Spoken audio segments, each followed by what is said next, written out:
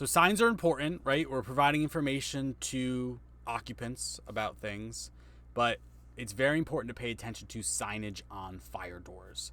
Now, because that can provide a combustible load on that door, which would make it not perform the way it's supposed to in the event of a fire.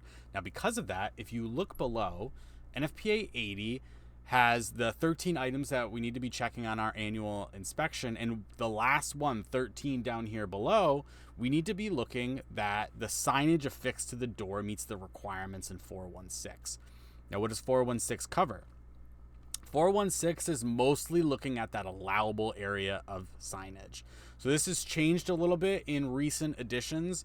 It used to just be a flat 5%, but now it's combustible materials on a fire door can't exceed 5% of the face of that fire door. If we're painting or stenciling something onto the door, that's acceptable to be any size that you would like. Now, if it's polymetric materials or metal, there's additional requirements here for that size. So basically, if we're still combustible, we're looking at that 5%.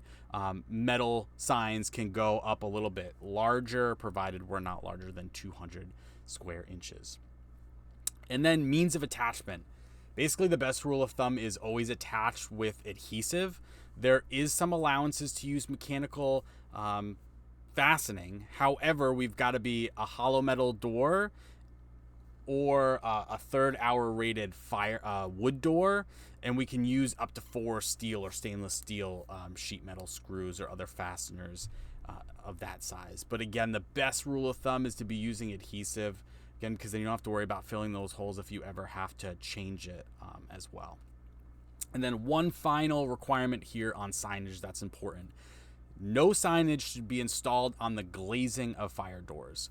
So that's something very important to pay attention to. If you've got windows on a fire door, you should not have any signage that includes adhesive labels and things like that. Those should all be removed because, again, that's a combustible load on that glazing. So pay attention to signage. Let me know, do you have signage on your fire doors in your facility? Are you paying attention to that signage? How are you enforcing those rules? How are your inspections going? Let me know in the comments below.